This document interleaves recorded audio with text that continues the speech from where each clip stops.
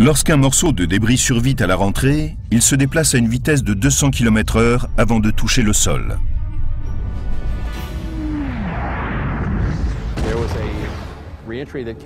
Un phénomène de ce type a eu lieu à Cape Town, en Afrique du Sud. C'était en pleine journée.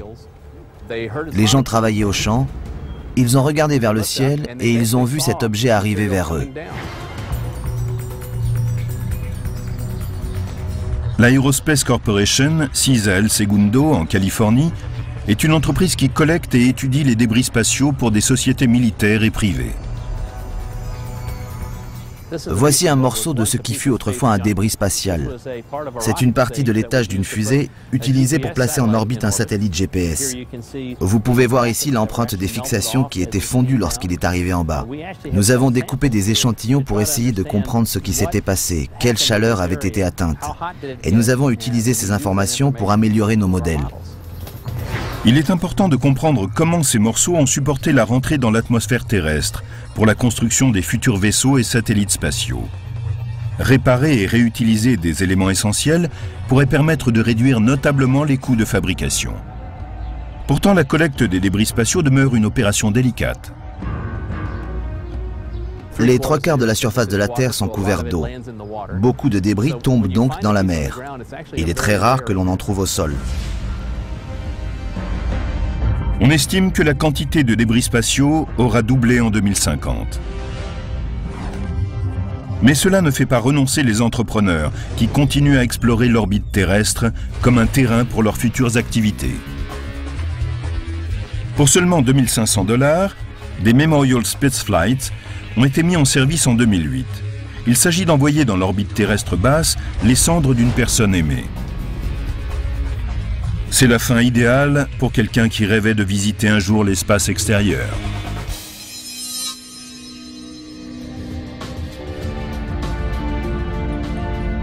Ce n'est que l'une des nombreuses idées que les entrepreneurs développent pour utiliser l'orbite terrestre. Mais pour mener à bien une entreprise spatiale, il faut obtenir un droit d'occupation permanente. Nous sommes au tout début du XXIe siècle et je prévois que l'espace deviendra une zone industrielle. Skylab, Mir et maintenant la Station spatiale internationale ont fourni un terrain pour les expériences spatiales et les habitations à long terme. Et si les sociétés privées possédaient elles aussi un vaisseau spatial en orbite autour de la Terre?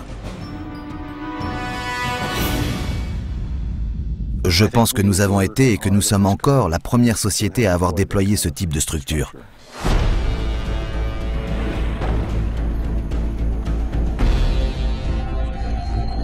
À Las Vegas, Robert Bigelow et son équipe de Bigelow Aerospace créent une nouvelle génération de vaisseaux spatiaux sur un site hautement sécurisé.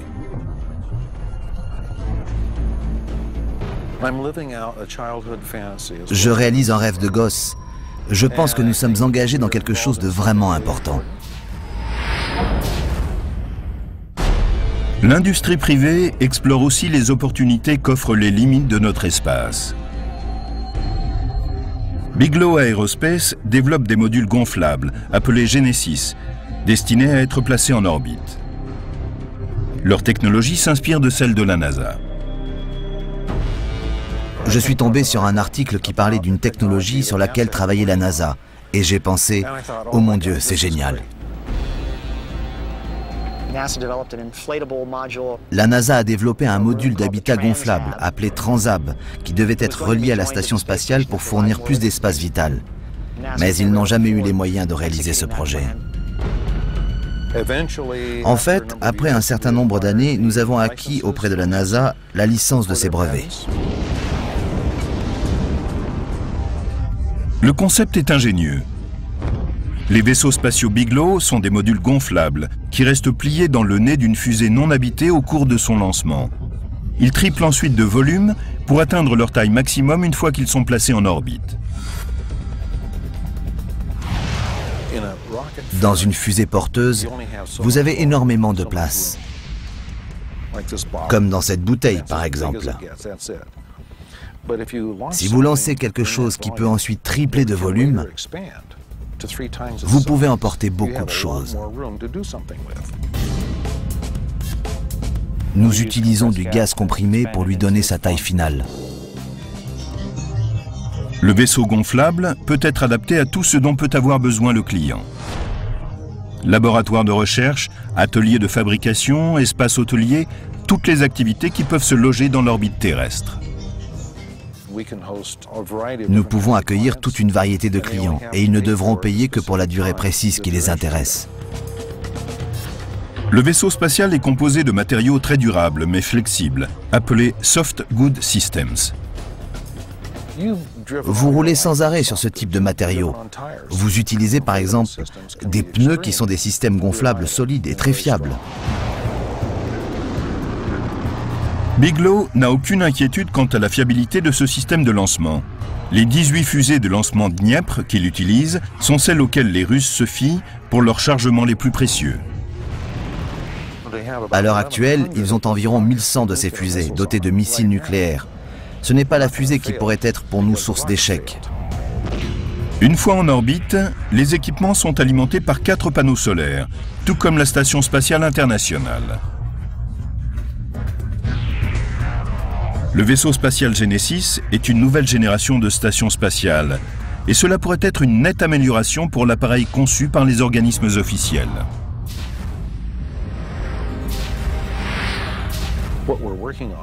Si cela marche, ce sur quoi nous travaillons est un vaisseau plus fiable pour les humains que ceux en aluminium. Notre structure expansible est capable de protéger de tous les effets thermiques possibles, des micrométéorites et des radiations. Aujourd'hui, Bigelow Aerospace possède 2 vaisseaux privés, Genesis 1 et 2, qui orbitent à 550 km de la Terre. Ce sont les seuls vaisseaux spatiaux privés de ce type qui tournent aux limites de l'espace.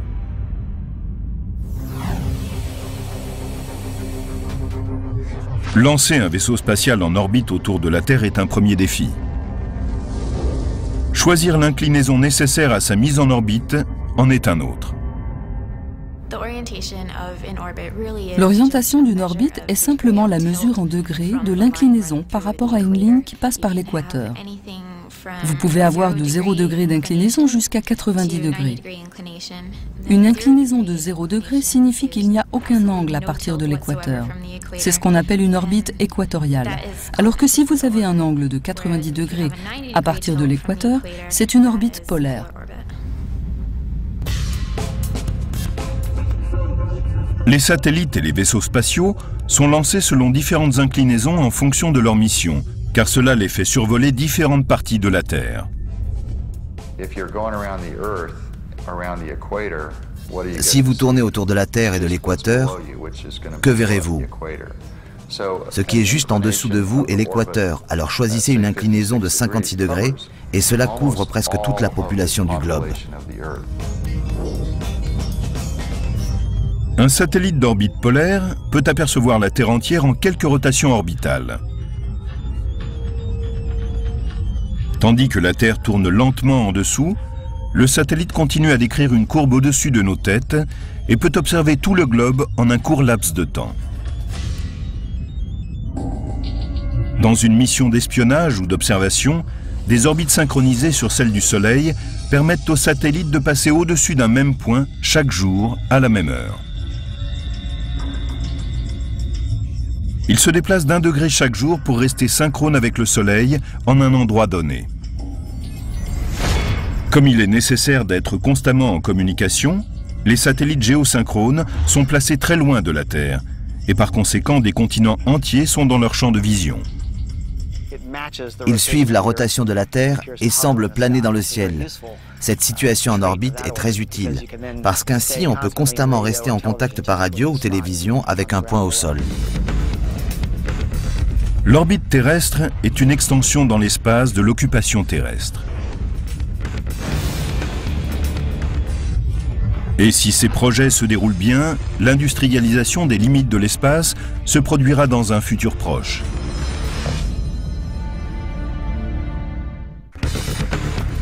Il y a 40 ans seulement, John Glenn commençait son tour de la Terre en orbite. Ce que promettent les 50 ou 100 prochaines années pour l'orbite terrestre est aussi passionnant que le premier pas sur la Lune a pu l'être pour une génération précédente. Bigelow Aerospace a déjà franchi une étape importante en lançant en orbite ses modules Genesis 1 et 2. Mais le futur vaisseau spatial emmènera des touristes privés. Personne n'a jamais fait ça jusqu'à présent. Certes, des hommes sont allés dans l'espace, mais nous essayons que cela soit possible pour tout un chacun. Voici Sundancer, un espace habitable de 300 mètres cubes qui pourra accueillir 3 vies humaines sans limite de durée. Nous devons ajouter un certain nombre d'équipements pour maintenir la vie de 3 personnes dans un environnement viable.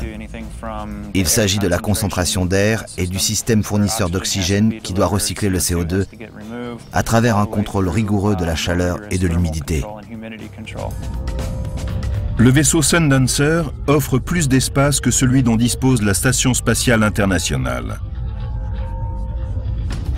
Plusieurs modules pourront être reliés ensemble, comme un jeu de construction pour enfants, pour former des installations plus importantes. La forme choisie dépendra de la fonction et de la mission du vaisseau. Mais comme les pionniers partaient sur les océans à la recherche de nouvelles terres, il s'agit ici de partir pour un territoire inconnu.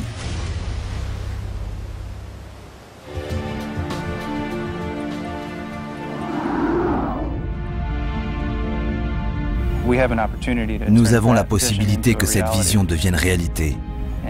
Et c'est exactement ce que nous faisons pour l'instant. Beaucoup d'hommes rêvent en permanence d'occuper cette zone frontière de l'espace. Mais une chose reste claire.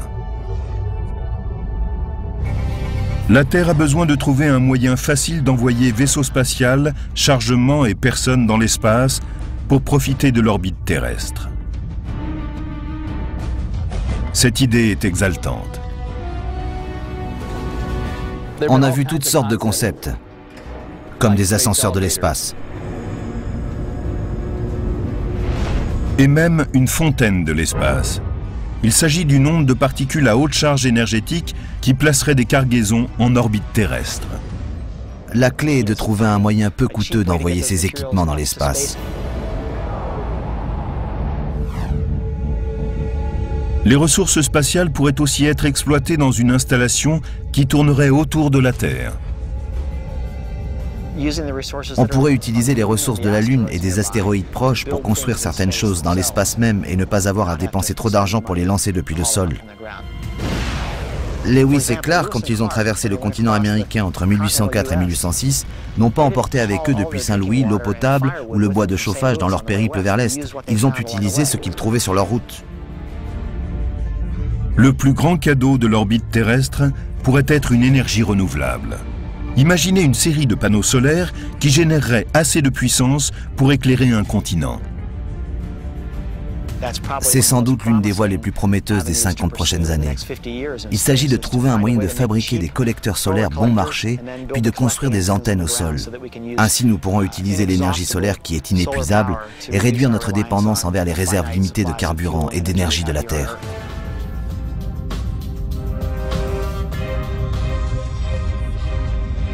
Une chose est certaine, le bord de l'espace est la porte d'entrée vers de futures explorations, une halte vers d'autres destinations dans l'univers.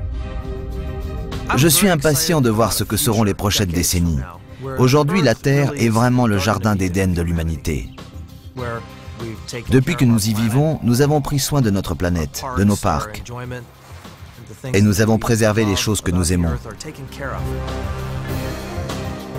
Tout ce que nous faisons en termes de fabrication, d'extraction de matières premières, d'énergie et d'exploitation minière, tout cela peut se faire dans l'espace.